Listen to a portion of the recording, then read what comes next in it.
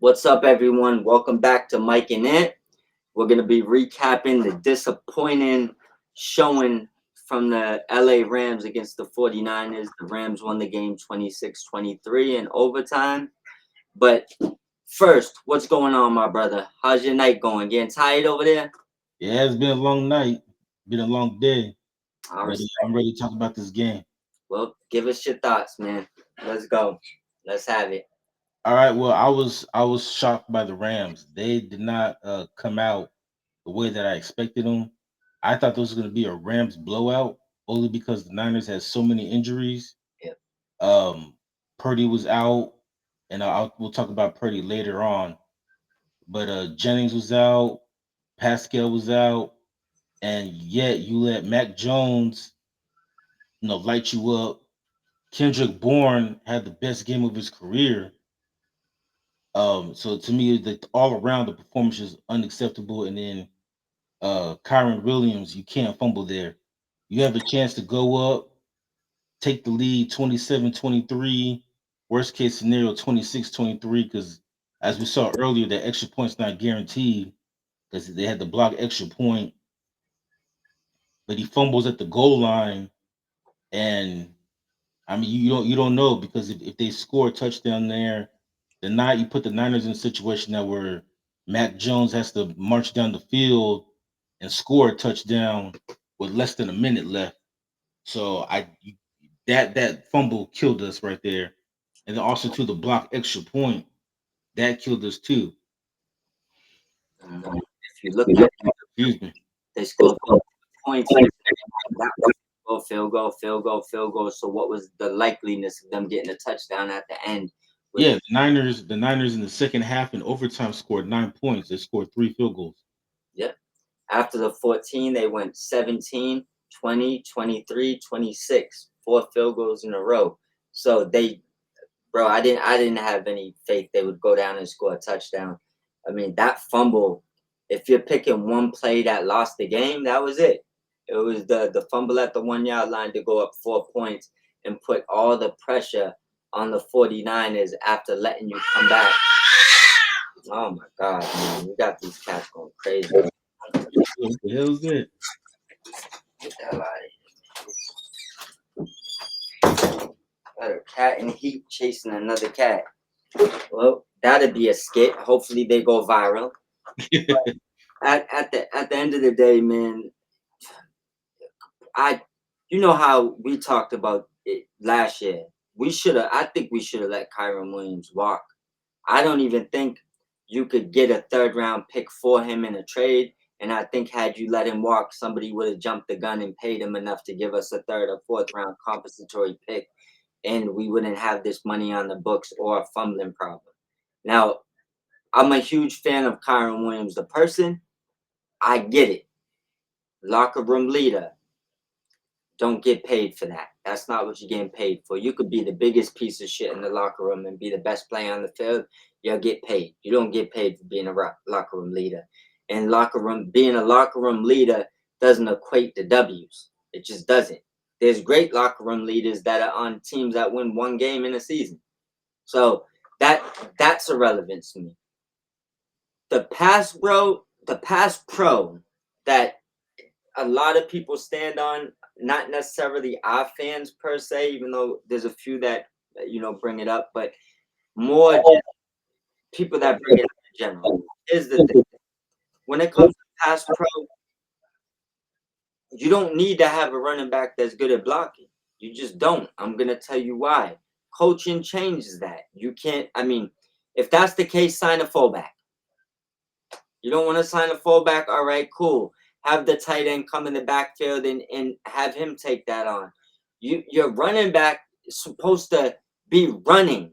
Like that's what he's getting paid for. Catch the ball and run or run, bottom line explosion, things like that. I told you this offline.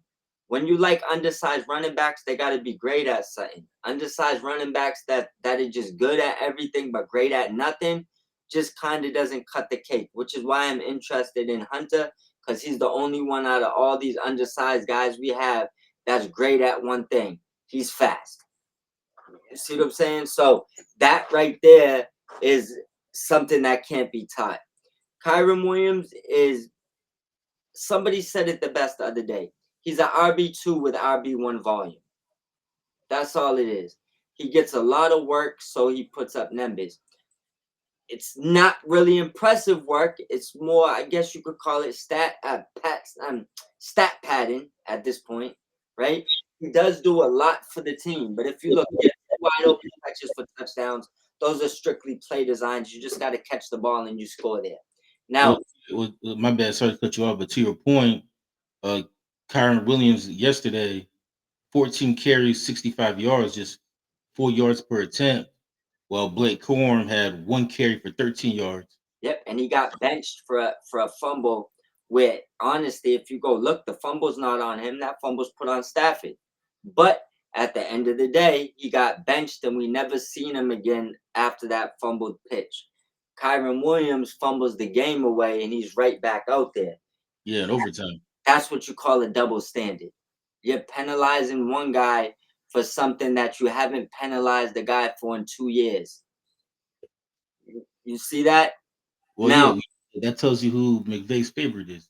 yeah, and that's why he got paid. Didn't get paid because he was worth that money. He's not top 5 in anything. And even if you say, like, you have a bunch of running backs in the room, they're arguing over what they're great over. I can run guys over. I'm the best catching back out the backfield. I break the most ankles. I'm the best blocker. You're a running back. I don't want to hear that shit. I just don't. You know what I'm saying? Blocking isn't even one of your, I get it. They added it into what you do, but it's not actually part of your job description. If you was the best running back in the NFL, you think they care if you could pick up a block? No, because they'll send someone in to do that. If you want him to be blocking, cool. Put 2 running backs in the backfield. He doesn't need to touch the ball no more in big moments, because this is the thing. And this is the part that is just a hard pill for people to swallow. But anybody who's ever been on any competitive sports knows this is true, right? When it comes to big moments, there's only 2 types of people. And before those moments, it's all subjective, because there's great dudes that when that big moment comes, guess what? They fall the F apart, right? That because they're not pumping big moment. They're pumping Kool-Aid, right? When that moment comes, they're already so nervous they end up making a mistake. Then there's other dudes that could be the most average player on the field, but in big moments, no fear. That's the guy you go to in those moments. You know why? He'll overachieve because he's not scared. Kyren's fumbling in these big moments because he's scared. And the most pathetic part about this is how many people defended him because somebody swung for the ball. Like this is something new in football. No, they've been doing that at least since Peanut Tillman. There you go. Now, you know how many guys get hit in the face on a football field? It's like a boxer getting punched, right? Getting up and saying, a boxer gets punched. He falls. He gets up. He's complaining about the punch. That's basically what people are doing for Kyren Williams. He didn't complain about it. He said he needs to be better, right? He feels he lost them the game. He did. He lost us the game. That's a fact, right? That one play single-handedly lost that game. Everything else, I think, is subjective. He scores that touchdown. I believe the Rams win. Now, I could be wrong. That's just my opinion, right? Now, the problem is, it's not during the whole playoff game, but it's not all pressure. The pressure is when you're about to go take the lead and you have all the momentum. He drops the ball. Yesterday, and mind you, that was a playoff game. Did we win that game versus the Eagles last year? We probably win the Super Bowl last year, but that's another story because he probably would have fumbled it at the one in the end zone in the Super Bowl, right? Next big moment probably would have just got us. But this is the thing. Last year was the Philly game. This year was for first place. He pumps Kool-Aid in big moments. He knows it. Look at him on the sideline in those moments. Yeah, you on the sideline and crying and shit. Derrick Henry's throwing helmets and wondering what the hell's happening. He doesn't supposed to be doing this.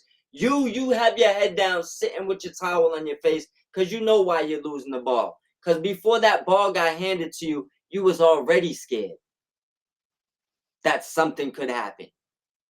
He's not made for those moments. And it doesn't matter what Sean McVay does or how many times they give him the ball, he's going to have great moments. But when those big moments come, he's not that player. So you're going to pay a running back that his backup's better than him in the pressure moments? What is the point of paying him? Like, any guy that gets 20 carries will probably have a decent game. That's basically his workload. He gets at least 20 touches a game. There's dudes that do more than him with 10. Well, yeah, I mean, just look at last night. 14 carries for 65 yards. You telling me Blake Corum can't do that? This is what I'm trying to say. Now, people are worried about Blake Corum pass pro and dropping passes. Listen, bro. KYREN Williams is the king of tipping passes in the air and getting them intercepted off of bad drops. So let's not act like he didn't do that for 2 seasons. Because they had to teach him first, when you drop a pass, don't smack it in the air. That was the first problem he had. Before the fumbles, he was already doing that. Now, wow, Corum's having problems catching the ball. He doesn't have problems running it. Problem is, you're not giving him the ball. You have to get him more involved. You see what I'm saying? Like, bro, no running back's gonna do anything with it with a handful of carries. Maybe once in a while you will. And as far as the blocking, cool. Leave KYREN Williams back there to block. Just don't hand him the ball. He's good at blocking. Well, I guess he's an extra offensive lineman. Leave him back there. You know what I'm saying? Damn sure don't give him the ball when the game's on the line, because I guarantee you, mark this right now. Next time he gets the ball with the game on the line, he does the same shit. Whether it's a ball he bats in the air, gets intercepted, whether it's a pass pro that he misses and Stafford gets crushed, because that happened a couple weeks ago. People seem to forget about that. Whether it's he fumbles going into the end zone, whether he botches a pitch, whatever it is, I promise you now, remember this, it is coming. 100% undeniable, it is coming. So it is what it is at this point. You know what I don't understand though is why doesn't McVay utilize both backs, both Corum and Williams? Because the thing that I noticed when I watch the Lions, for example, when they need pass pro from the running back, they put David Montgomery in the game. But also too, Montgomery could do other things besides just pass pro. Yeah. So like, and also too, if they need short yardage situations, they're gonna put Montgomery in the game. If they're gonna throw like a screen pass or a jet sweep or something, or they needed something explosive, they'll put Gibbs in the game. So their offensive coordinator does a good job of utilizing both backs, but also too put both backs in situations where they could be successful by utilizing their strengths. So I don't understand why McVay doesn't find what Blake Corum's good at, what KYREN Williams is good at, and use them in those situations I could and tell highlight their strengths. I could tell you the problem. In this, I don't know what this is, because I think these the running backs, the type of running back, because I don't know about KYREN. That might have been just kind of a needle in a haystack thing when they plucked him. I think it was like 5th round. Uh, Yeah, but the last 2 picks, Corum and Hunter, McVay wanted them, handpicked them, right? And those 2 guys have different skill sets. Both small, but one's more, a little bit more power, Corum, and one is way more explosive. Now, if you look at Detroit, you have a power back and an explosive back. Sean McVay's working with 2 running backs to do the same exact thing. They don't do anything different. The only difference between Corum and KYREN Williams is better at pass pro. That's the only thing. You know what I'm saying? Like, and he might be the better receiving back right now. So let me not sell him short on that. But as far as from a running back standpoint, they don't do much different. They're about the same size, around the same power, around the same speed.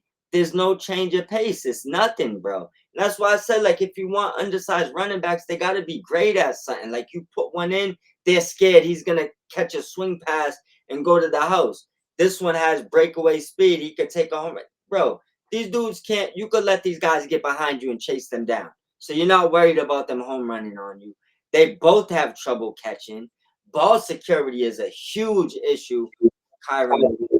It's like, yo, just there's not enough there for you to do a change of pace. What did they do different? Like, what if you're looking from a defensive coordinator backfield, they put Corum in, or they put KYREN Williams in. Do you treat any of them different? That everybody knows they're clones of each other. Only difference, KYREN Williams is more and might catch a little bit better, and then the pass pro. So it's like, I just think that's the problem. Like, have you right now, if you love KYREN Williams that so much, don't dress Corum, dress Hunter, because he's different than KYREN Williams. It doesn't make sense to have two identical people that do nothing different and nothing special. If that's the case, then they should trade Corum. I thought that this is why I said they should let KYREN walk. This was my exact way of thinking. He was cheaper, does the same thing. Now you got two guys, one paid that you're stuck with, and the one behind him that was younger and cheaper. I would have just went younger and cheaper, me personally, because we need a cornerback. Like, we could have spent money in other places. You know what I'm saying? Like, that's just why I look at these things. Like, I'll give you an example. I obviously I'm happy Tutu stayed, right? Because he does bring something different. And I know how we phased out Cooper Kupp. Once again, we stopped throwing him the ball so we could say he doesn't have it anymore. Even though now, same thing. When you throw it to him, he catches it. He has either 3 targets and 3 catches, or 8 targets and 7 catches. It depends on you giving him the ball. He's a volume guy, right? McVay knew that. They literally phased him out the offense. You feel me? Right now, they're making an assertive effort to get Davante Adams involved. It's because McVay needs to make himself look good that he made the right decision. Now, I'm not saying Adams isn't better. I believe he is. But I don't think it was Cooper Kupp's decline why he just fell off a map. I think it was more play calling, right? Now, the whole thing with this is, we could have let KYREN walk and restructured Cooper Kupp and still got Adams. Davante Adams said his favorite wide receiver is Cooper Kupp. He would have loved to play with him. You know what I'm saying? So just think about it. We could have had Kupp in the slot and stopped acting like he can't play and really aired shit out. But once again, I had to make him look bad, like he ain't got it no more. Now he's over there in Seattle where Smith and Jig was just eating all the work, right? But these are the things, man. Like, that money that went to KYREN Williams could have went other places. Could have restructured Kupp, kept him. Could have paid a cornerback even at the top of the market. Probably, honestly, would have had no problem paying Ramsey's contract, and Ramsey probably could have came home. But you gave KYREN Williams that money. Just shouldn't have gave him the money. It's pretty simple. Like, I just don't understand it. But at this point, yeah, you should trade Corum. They're the same guy. You don't need 2 of them. Yeah, and I'm with you. I was surprised they paid him too, and we talked about it when all that went down. It just is what it is with him, man. Like I said, I'll end what I gotta say with this, and I'll let you go last. Anything you gotta put in, and I'll be quick. I like him as a person. This has nothing to do with a person. Like, it's not a personal issue with him. He showed you what he is, though, already. And he showed you the good. He showed you the bad. But the most important thing he showed you is, in big moments, he cannot be trusted. He gets tight. Yep. And when you're a Super Bowl contender, you can't have those type of players on your team. And this is what happens. And if you look Two, ball security problems is ball security problems. I mean, you either have it or you don't. And if you look at that fumble when the dude punched at him, I don't care that you got hit in the face, because there's two things there. A, why was you even going down to the ground like that? Because you had to walk in, stand up. Go back and watch it in freeze frame. He had both his hands on the ball. He could have literally just ran in standing up. He chose to go down. The guys on the right, for some reason, this is the ball security problem.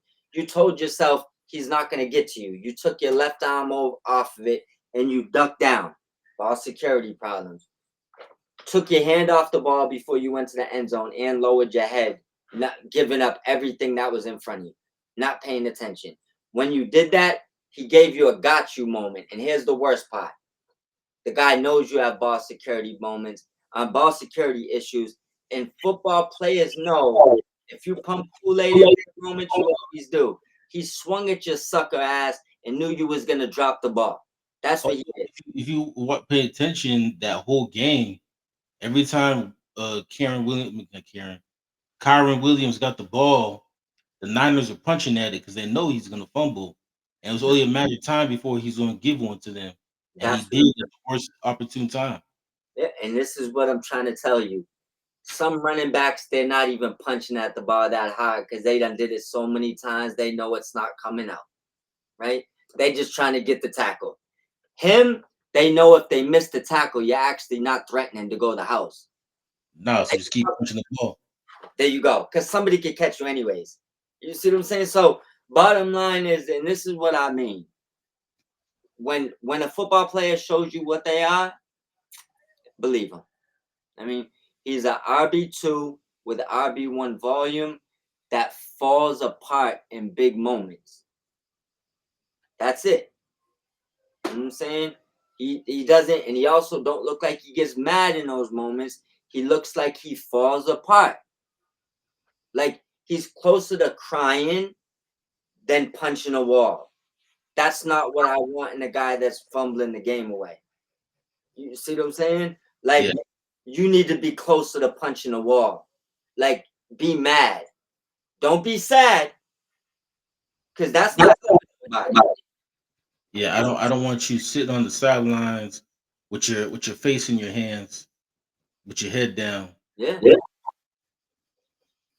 No, you just look like a little kid sitting in the corner just crying. Yep. And I also don't want to see players get penalized by our coach and benched and stuff for the same things you're allowing him to get away with, because that's not a precedent you set. Like, what are we doing here? Well, not only that, but like you said, that fumble wasn't even on Quorum. It was accredited to Stafford. Yeah. So I mean, I see people talk about this Blake Corum fumble all week, but I mean, it's on Stafford's the one that's listed with the fumble. So it just is what it is, bro. Like, yeah, he got benched for something that the NFL don't even feel is on him. The other guy dropped it at the 1 yard line, but he's okay. Yeah. I mean, like, yo, make it make sense. Yeah, you can't make it up, bro. But with that being said, we're on to next week, and we might be having another team with no quarterback, but we'll save that for the next video and get out of here. But with that being said, let them know where to find us, bro. All right, you can find us on Twitter. Our handles at the bottom of the screen at Mob Squad 508 and at Expected Ant. You can also listen to us on Spotify, Apple Podcasts, iHeartRadio, and Spreaker. And you can follow us, like and subscribe us on YouTube at Mike and Ant Sports Talk. Absolutely. And don't forget, all W Energy orders, use the code Mob Squad 508. 10% off all purchases, not just your first one. That's all purchases. It also helps us bring more content to you. And it will get you some energy to start your morning. So don't hesitate on that. With that being said, talk to you soon, bro. All right, talk to you soon. Y'all have a good night. Yes, sir.